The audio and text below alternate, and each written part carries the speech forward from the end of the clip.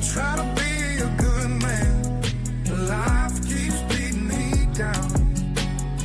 I never understood that you gotta learn to swim. Check 1, 2. Check 1, 2. Think I'm riding high, but I feel so low. I try to be a good man, but life keeps beating me down.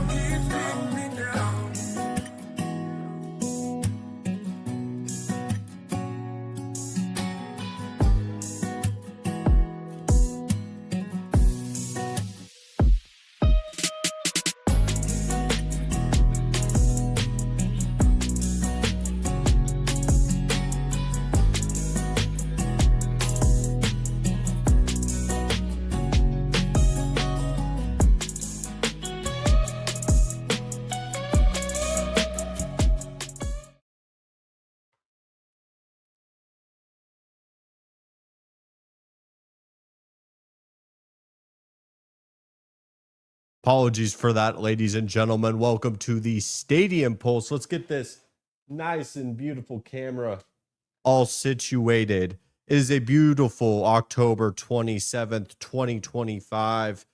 And apologies, because you're going to see right down there, this little tracker down here that's going to tell you when the show happens. It's not a Sunday. The Sunday tends to be the reaction show, so we're doing the reaction show on a Monday. Things happen.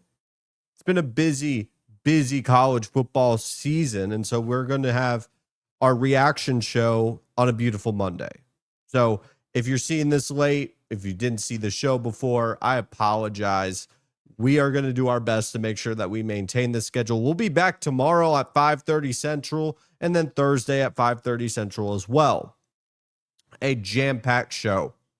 A negative show, potentially. I think we could definitively say this is going to be a relatively negative show. I'm a little amped up.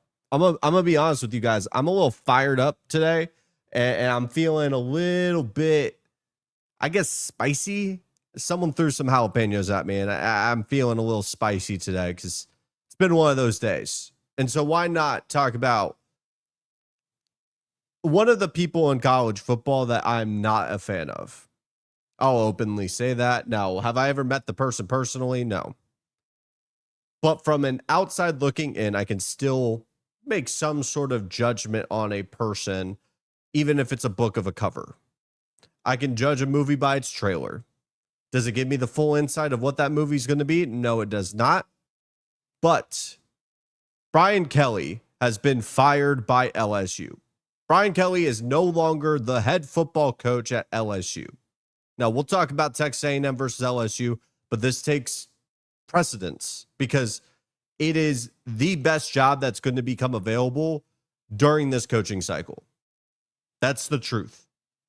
There is no argument that can be made that it is not a top 5 job in all of college football any given season. And this is one of those, I guess, keystone jobs, one of those jobs that kind of takes the room, or takes the air out of the room, better said. This is a type of job that everyone is on the table. Coaches wait for an opportunity to potentially have the offer slid across the table for a job of this caliber. It is a better job than Florida. It is a better job than when Ole Miss ends up having their head coach available, or that job available. It's a better job than Penn State. Outside of maybe Texas opening up, Georgia somehow opening up for a job opportunity, I think LSU is going to definitively be the number one job that becomes available. Pardon me, I got something in my eye. Just getting thrown curveballs on today's show. All right. This job is going to define all the other coaching opportunities across America this offseason. And you have to feel a little bit for Penn State because they were the first major domino to fall, and yet they continue to fall down the ladder in terms of importance of a job. And they more than likely have the most risky position out of the Floridas and the LSUs of the world. Not to say those don't have major importance, but they made a $50 million plus decision to go from 10-2 to a national champion. and they're not even the number one job that's available. But that's for another story for another day, because we're talking about Brian Kelly. Brian Kelly in 2022 signed a 10-year, $100 million contract with the LSU Tigers. Now, at the time, this was seen as a major coaching hire following the Ed Ogeron era at LSU. You had a Brian Kelly that was one of the more polarizing coaches in all of college football, and that mainly being because everyone had an opinion on him, whether it's positive or negative. Notre Dame, people have opinions about all the time, whether they're overrated or not, and there's many reasons into why people feel the way that they do with a program like Notre Dame. When you have a coach like Brian Kelly mixed into that, he's gone to the playoff before. I believe it was 2 appearances then, a national championship run. Now, it's important to note that they were 0-3 in those national championship runs and playoff appearances and lost by a combined 72 total points. We'll talk about that in a minute. And so Brian Kelly, with that contract, enters LSU. And immediately, I mean, instantly, people questioned whether or not he could fit with the LSU culture. LSU is a school and a culture that is very unique to itself, its institution. Louisiana is a place where they prioritize LSU. It's not about the New Orleans Saints. It's damn sure not about the Pelicans. And outside of maybe a double or triple A team in the baseball space, they do not have a baseball program outside of, funny enough, LSU, a very good college baseball program. It is about Baton Rouge, Louisiana, and the LSU Tigers down there. And it is a rabid fan base that knows that not only do they have championship pedigree, but they have the resources to do it any given year. But why can't they get the consistency right? So they bring in Brian Kelly, who is seen as potentially a guy that did the most he could at Notre Dame, a place that relatively to LSU does not have the vast amount of resources, the recruiting base. It had the potential to be one of those coaching hires that you plug and play. He has all the resources in the world, and he accelerates the program to not only national championship levels, but consistent national championship contention. Because at the end of the day, Notre Dame was always consistently in that space and at a high level. And it is completely flamed out. We can talk about the fact that they wasted a Heisman winner in Jaden Daniels, one of the best quarterbacks that we've seen in college football, at least for the 2020s. And they could not build a defense around him. They didn't even need a top 10 defense. They needed a top 30 defense, and they more than likely would have competed for a national championship. During his time at LSU, they did not go to a college football playoff. That is egregious. And as we get further and further away from 2019, LSU football seems to get closer and closer to accepting the fact that that 2019 football team with Joe Burrow, Jamar Chase, Justin Jefferson, and many others is one of the biggest anomalies that this program and potentially all of college football has ever seen.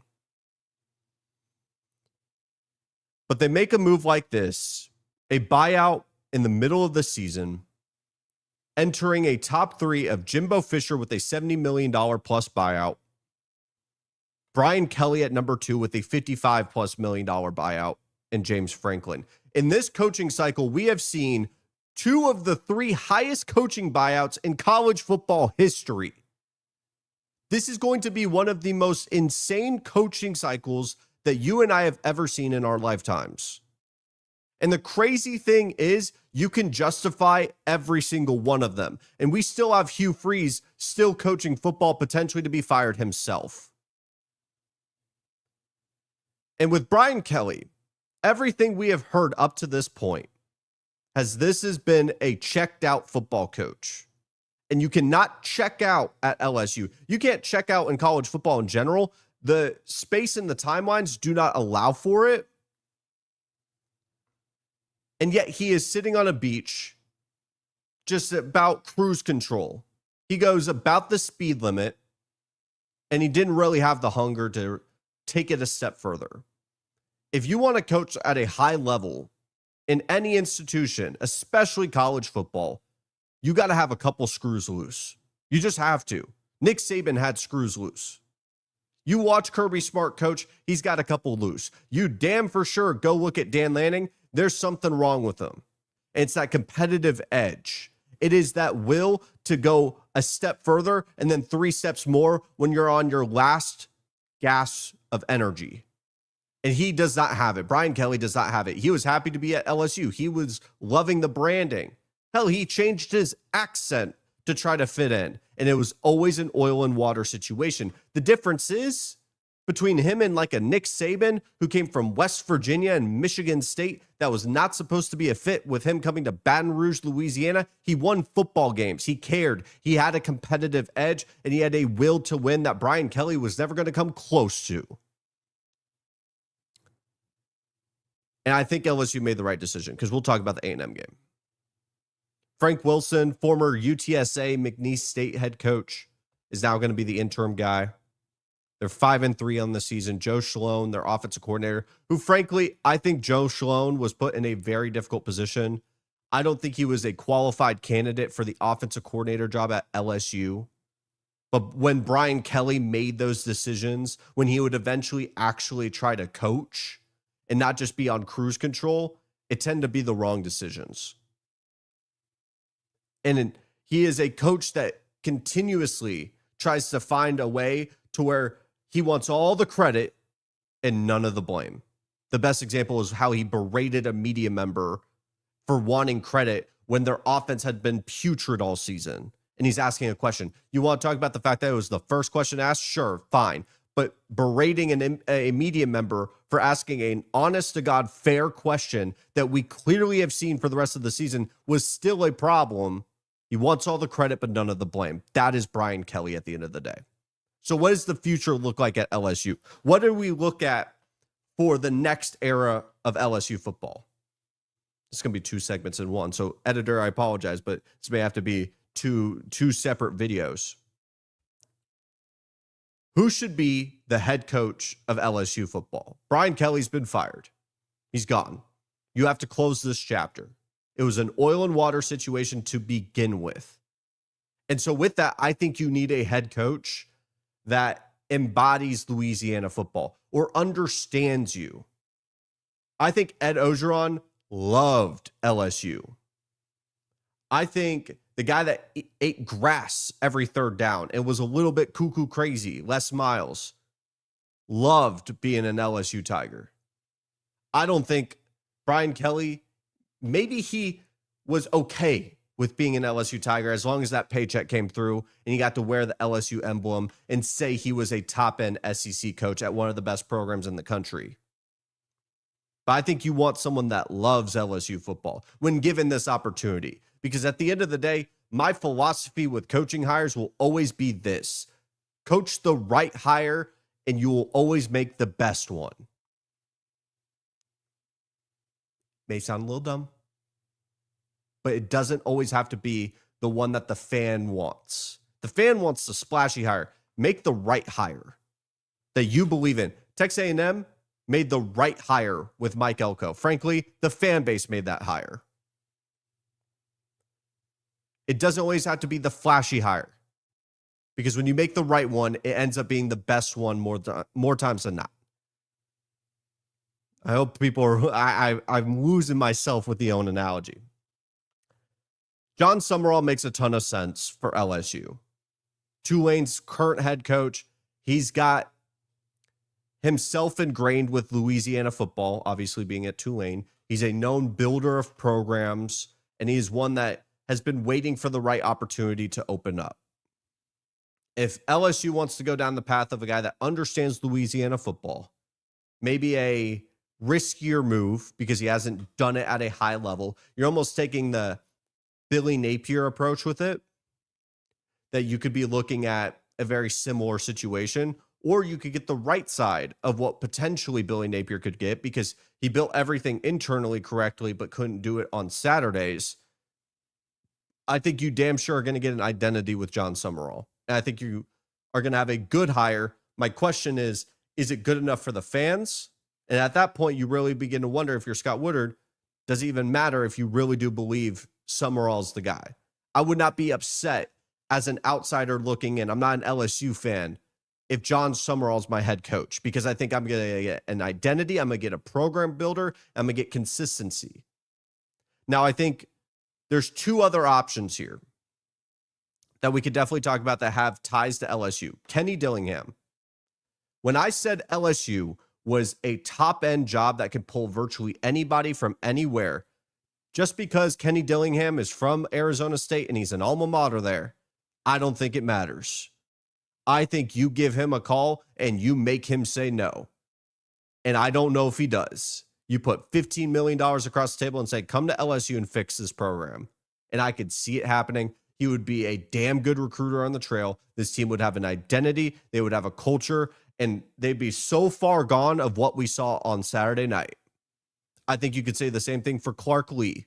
I don't think it would be as flashy of a hire, but we've seen what he's been able to build at Vanderbilt. Give him some damn more resources, and I think you would get something very special with Clark Lee. All of this is a moot point, though. You make Nick Saban tell you no. I hate to do the thing. I hate to do the make Nick Saban say no, right? But I truly do believe LSU's coaching search starts and ends with Nick Saban. You make him say no. I do not care what College Game Day he comes up and says, I'm happy with where I am at in my life and retirement. I don't really want to coach anymore. I made my chapter and my peace with it. You make him say no. You slide that $15 million per year contract for 3 years, and you make him tell you no. Wouldn't hurt to make Miss Terry see those numbers. But then you start the search from there. Very similar to Florida with Lane Kiffin. You make Lane tell you no. And who knows, Lane Kiffin could potentially be an LSU Tiger. I don't think that is a likely possibility. But like I said, everything's on the table. Frankly, I think the one coach outside of a Nick Saban and maybe an Urban Meyer that I think definitively says I could see saying no is probably like Dan Lanning. I think Dan Lanning is so comfortable at Oregon, and I think a guy like Phil Knight would throw the kitchen sink of money that LSU probably cannot afford right now. I didn't think I'd be saying that about LSU. I apologize as this is probably a little bit of a chaotic start to the show, but this is the Stadium Pulse, a college football show through and through. We are here every Sunday, Tuesday, and Thursday. And I promise you I'm not as angry as I would be, but it's been one of those days. You ever have one of those days where you're just looking around at the end of the day and it's like, damn, I have just been given a crappy hand and I just need to fold and get a new hand tomorrow. My analogies are off, guys. It has been one of those days. And so, if you're feeling any kind of pity for the man, I'm not asking for it, but a like, comment, sub. I promise you, best shows are ahead of us and we're getting a little bit better every single time. We're going to move forward. Give me some extra caffeine, man. It's like 6 o'clock drinking caffeine. That's the type of stuff I'll do for you guys.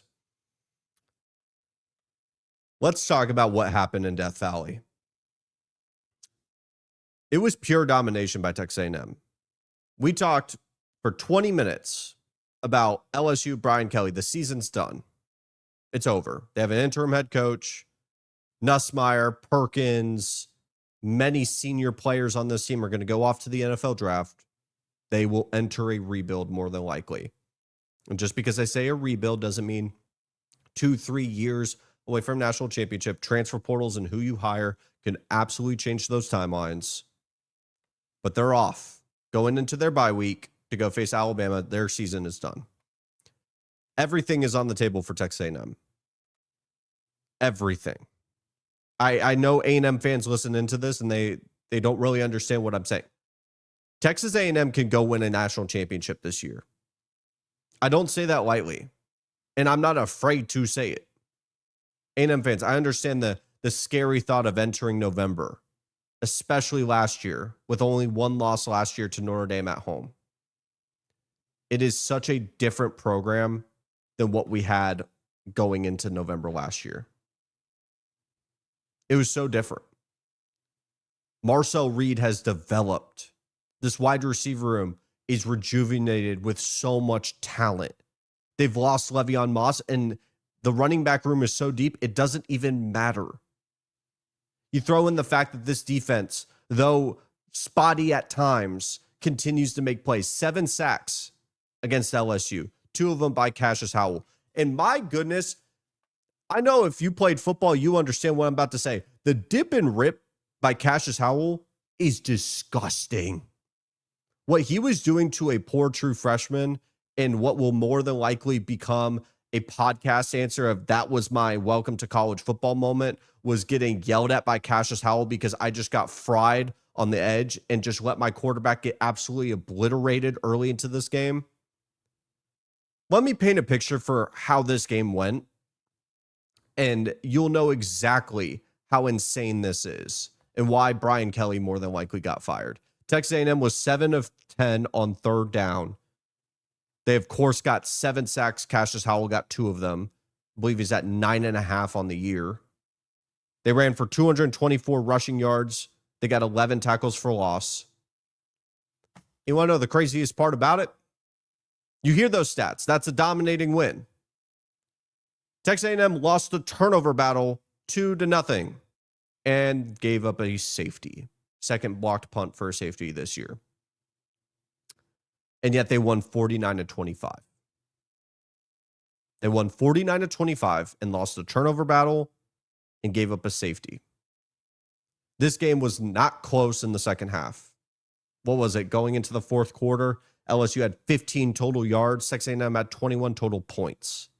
A 78-yard punt return for a touchdown from Casey Concepcion absolutely broke this game wide open. That's when it got to 10 points. Then another 3 and out, and Texas A&M was in the driver's seat from that point forward. They took over Death Valley. Your athletic director's probably watching Death Valley get a maroon swarm while you had one of your biggest recruiting weekends. Lamar Brown, your prized possession in the class of 2026, the number 1 athlete in the state of Louisiana, 5-star, number 1 athlete in all of America, is sitting there watching them saw varsity's horns off in your stadium. You had no other choice but to fire him. While Texas A&M has everything in front of them. Marcel Reed continues to develop. He had those 2 interceptions, one of them really bad on him. The other one tipped ball at the line, landed into the linebacker's hand. But the back-to-back version of both of those interceptions, and for him to bounce back in the way that he did, was truly impressive. He was just a game wrecker with his legs. Being able to stop on a dime and make so many different plays, he was the engine within this offense. Texas A&M now will enter their bye week, go to Missouri, more than likely without a Bo Perbula, South Carolina at home, Samford, Kirk Herbstreit, that is Samford, by the way, and then at Texas to finish the year. What do we think their record will be to finish the year? 4 games left, 2 of them at home, 2 of them on the road, 1 with a backup quarterback projected at Missouri, 2:30 Central for that game, and then Texas more than likely a night spot. Obviously, Texas A&M fans are going to tell me to wait 1 game at a time. Completely get it. They don't play anybody right now. So what can I do but look ahead? I think you could only get to maybe 3 or 4 teams before you say Texas A&M can definitively beat everyone behind them. I think Ohio State beats Texas A&M. I think Indiana, that would be an absolute dogfight. I would take the consistency of the Indiana offense, and I think there would be just enough plays on a neutral site where Indiana wins that.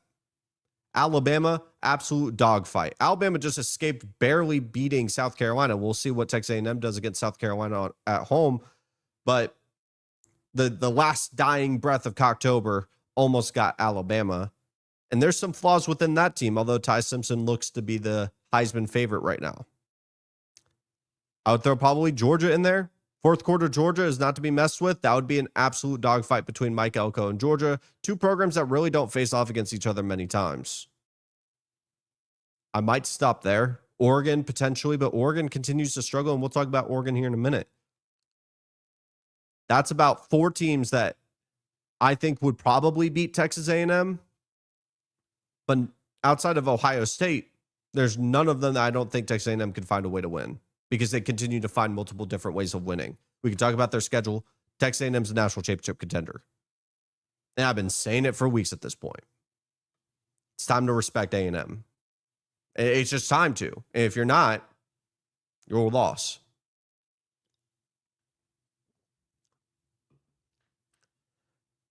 Man, this has been such a chaotic past couple of weeks.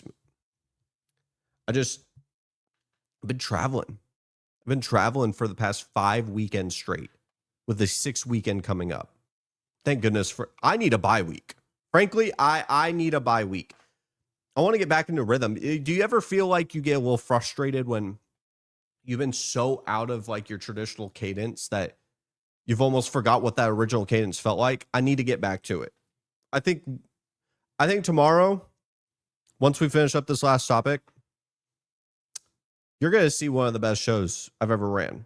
Whenever we take a little bit of a step back, listen, I know I'm stuttering over some of my words. It's not perfect, but you're going to get authenticity from me at the end of the day. It's been one of those days. It's been one of those days.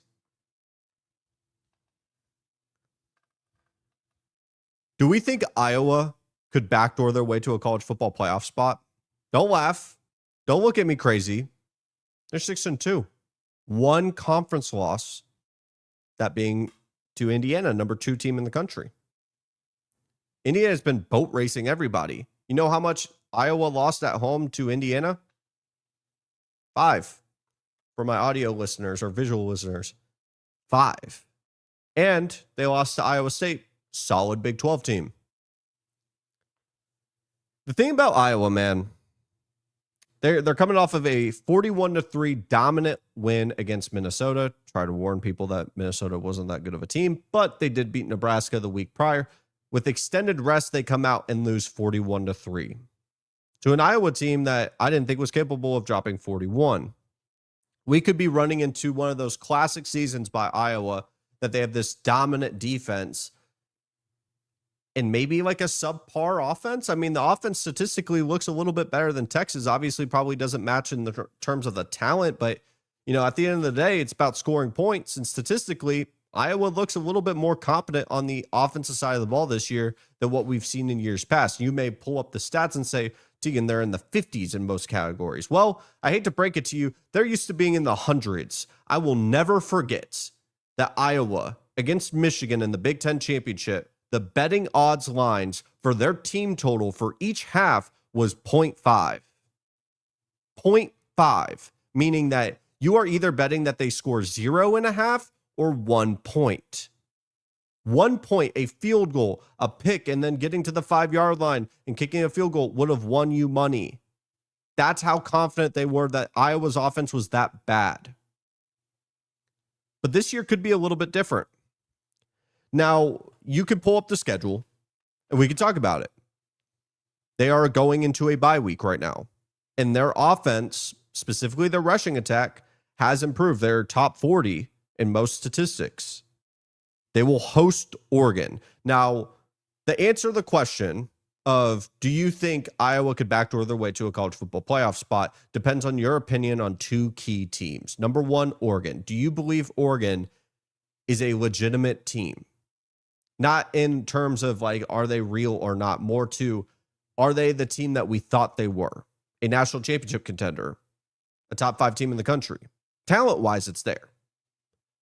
But the Penn State loss kind of loses its shine a little bit. I still hold some weight to it because I still think that game is what broke Penn State. But at the end of the day, it still didn't look as shiny and beautiful as it was the Monday after. So if you believe Oregon, who won 21-7 against Wisconsin, Iowa gets 2 weeks to play them. Their offense has struggled a little bit, going against one of the best defenses in the country. Who knows? Then you go to USC following. What do you think of USC? If Iowa can run the ball all over USC and out physical and shrink the game, who knows? I'm not trying to convince you Iowa is a playoff contender. I'm more trying to convince you that there's a better chance than you probably realize. Then they play Michigan State. I wouldn't worry about Michigan State right now. They could be looking at a new head coach very soon. Unfortunate, because I like Jonathan Smith. And then you go to Nebraska. What do you think of Nebraska? They got out-physicaled by Minnesota, and they just beat Minnesota 41-3. Listen, I'm not trying to make a joke here. Iowa, this is the only time that I'm going to talk Iowa college football playoff in the same sentence. I understand they're going to be going into a bye week, and maybe this just ends up dying off because they get blown out by Oregon and Dan Lanning. I get it. But we will be previewing that game because it's a non-zero chance that Iowa could find their way to a college football playoff spot. The defense has not disappeared, guys. It's still there. It is more of a question, do you really want to believe that they could pull off an upset and shrink the game down against an Oregon, at USC, at Nebraska? It's a murder's row in that November slate. But, for example, they were to go, 4-0, obviously, but 3-1, that's 2 conference losses. You're probably banking on someone at the top to fall off a cliff, which I don't think is likely. But who knows? Depending on who they beat, Iowa could find their way into a college football playoff spot. I didn't think I'd be saying that this year. Welcome to the Stadium Pulse. If this is your first time watching this, my name is Tegan Randolph. As you can see on the handle down below, this is a college football show. We are live every Tuesday, Thursday, and Sunday. Now, we're live on Monday because of scheduling conflicts. As does life, shit happens. And so I appreciate everyone for watching the show, watching the shorts, watching the medium form content. Any kind of love is truly, truly appreciated. And so with that in mind, guys, I thank you so much. I will see you guys tomorrow. We'll react a little bit more to some of the closer games like South Carolina Light, like a Texas struggling against Mississippi State. But this is basically a Brian Kelly show, damn near. So with that in mind, guys, thank you guys so much for watching, and I will see you guys next time.